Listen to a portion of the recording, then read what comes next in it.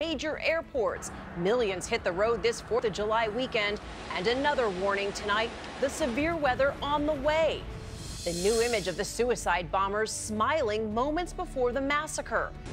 And the hunt for ISIS, the U.S. unleashing airstrikes tonight, Donald Trump telling our Tom Llamas how he would fight the terror group. The new report slamming the Navy, those 10 American sailors captured by Iran. One sailor praised what she managed to do while guarded at gunpoint. The man swinging wildly in the city square, beating victims to the ground. What some say is to blame for the rise in violence. And was it an Ambien nightmare? The 911 call about a plane crash that never happened. The man later claiming it was a sleeping pill hallucination. This is ABC World News Tonight with David Muir. Reporting tonight, Cecilia Vega. Good evening, and thank you for joining us tonight as we head into this 4th of July weekend. There are warnings of extra vigilance and increased security in public places all across the country. Airports are on high alert after that attack in Istanbul. This is the scene in Atlanta today. Heavily armed police on patrol. And here in New York, officers in tactical gear with a watchful eye on the flood of visitors headed into the city. And the highways will be crowded from coast to coast this weekend. Severe weather warnings also in the forecast. This storm brewing near St. Louis, Missouri. ABC's David Curley starts us off tonight as millions of Americans are on the move. Heightened security tonight in some major airports across the country. In Atlanta, more officers, more guns, and a mayor who says he's going to push security beyond the front door of his airport. I can't discuss what we're doing to harden the perimeter of Hartsfield-Jackson, but what I can tell you is that it's substantial and it's serious. That after Istanbul, the second deadly overseas airport terrorist attack in 3 months. The question tonight, will other cities follow Atlanta? Because at nearly every American airport, there are few visible signs of security approaching the airport, and only a few that use checkpoints. Los Angeles, one of the airports doing so. All this as a record number of travelers are taking to the skies. More than 2.5 million will fly tomorrow alone for the holiday. I've definitely seen more police. I was just that much more aware and much more concerned. While there is plenty that is visible this weekend, there is a lot going on behind the scenes. There are going to be undercover police officers in many airports, just dressed like travelers, looking for anything suspicious. Also, officers trained in behavioral analysis, looking for any sort of suspicious behaviors. Security extended for the holiday to train stations too, and other transit hubs. But the majority of Americans traveling for the 4th, 84%, will be driving. One estimate suggests a record 36 million will be behind the wheel. The TSA is also redeploying what it calls Viper Team, visible protection teams. They include behavior and explosive experts. They'll be out where people can see them, Cecilia. Okay, and again, that warning to be vigilant. David, thank you. And at this hour, 10 million Americans are in the path of severe weather, some fierce storms in the past 24 hours, including 2 reported tornadoes, one of them touching down here in western Iowa. Monsoon storms have been battering the southwest to destroying farm sheds and a roof ripped right off a home outside Phoenix. ABC's senior meteorologist Rob Marciano is tracking it all. So, Rob, it's going to be a rough weekend ahead for so many. Well, Cecilia, the same areas that are getting hit now will probably get hit again, at least for part of the weekend. We'll start with the monsoon in the southwest. Las Vegas, severe thunderstorms rolling through that area. An inch of rain falling in just 15 minutes, so flooding in some spots. In Phoenix, just outside of there, 70-mile-an-hour wind gusts yesterday. Heavier rain in through Utah, Colorado, and the midsection of the country as well. Flood watches there. We've got a front that's coming through tonight. Chicago, you get some storms here in the next few hours. It pushes through across Indiana and Ohio during the morning hours. And by 8 o'clock tomorrow night, strong to severe storms right along the interstates of the Northeast. And that is right during the peak travel time of this holiday weekend. Cecilia? So many people getting ready to leave right now. Rob, thank you. We do want to move on now to chilling new details in that terror attack in Istanbul. For the first time, we are seeing the faces of the 3 men behind the massacre. This image showing them smiling moments before the attack. And we now know they were staying inside this apartment building, where behind this steel door, authorities suspect they were making bombs. ABC's chief foreign correspondent Terry Moran is in Istanbul tonight on that trail of terror. New surveillance video from an airport kiosk shows the moment the panic set in. People scrambling for cover. A few seconds later, a gunman enters, stalking those in hiding.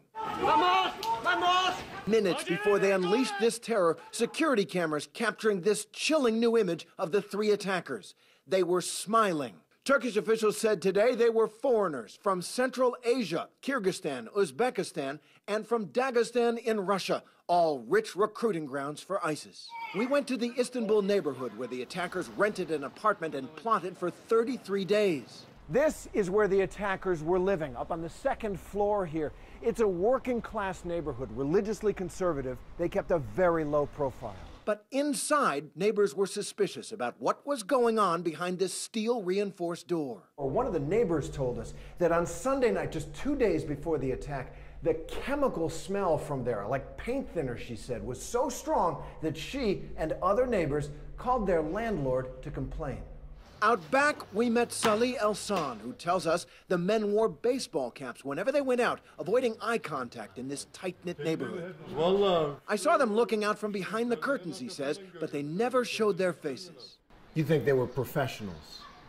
Yes, absolutely, he said.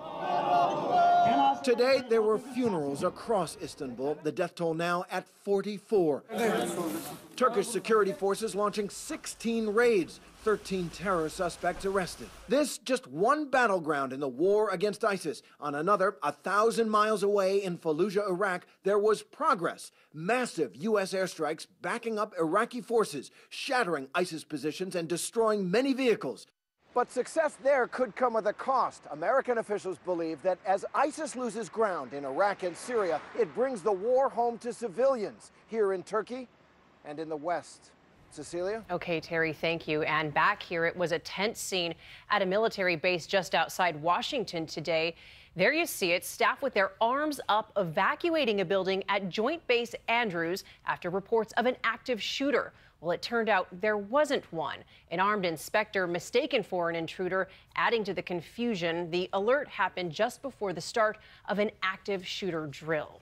And next to the race for the White House, Donald Trump revealing a new detail about how he would take on ISIS, saying he prefers to keep his plans secret from the enemy. But he does want NATO to play a much bigger role. Also tonight, why Trump is targeting Bill Clinton. ABC's Tom Llamas one-on-one with the candidate today.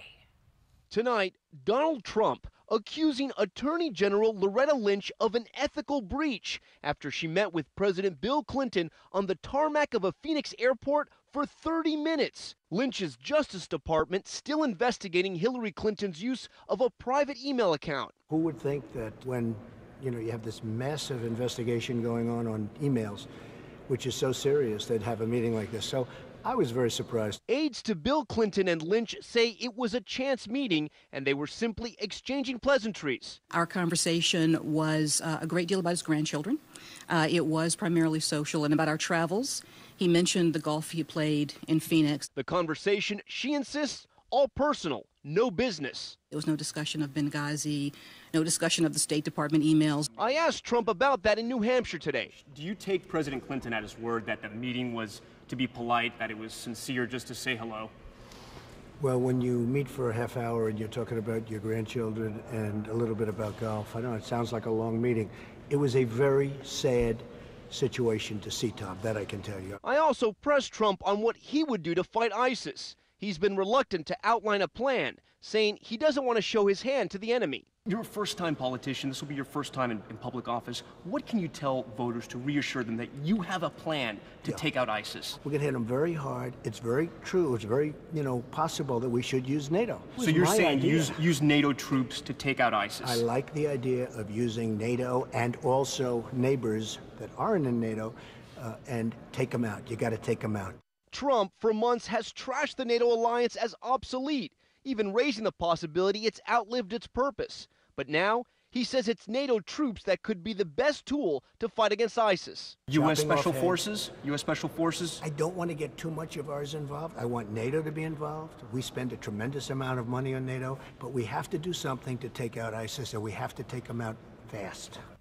And Tom Yamas joins us now from New Hampshire. Tom, so far, no comment from Hillary Clinton's campaign on that meeting between her husband and the Attorney General. Donald Trump sure had a lot to say about it with you today. But what is he saying about the buzz over a possible running mate tonight? Cecilia, Donald Trump has told me that he's narrowed his list of potential running mates. And tonight, multiple sources tell ABC News that New Jersey Governor Chris Christie is being vetted. Both men are very close, and Christie has become one of Trump's closest advisors. Cecilia? Okay, Tom, thank you. We want to turn next to a scathing report that has the Navy under fire tonight. It's about this mission seen here. 10 U.S. sailors captured by Iranian forces in the Persian Gulf. Today's report blasting the crew for what happened, but also praising the lone female on board for quick thinking. What she did? Here's ABC's chief global affairs correspondent Martha Raddatz with more. These dramatic images outraged the American public. Iranian Revolutionary Guards forcing Navy sailors to their knees. But today we learned much of the blame for the incident lies with the Navy itself. The investigation found a lack of leadership, a disregard for risk management.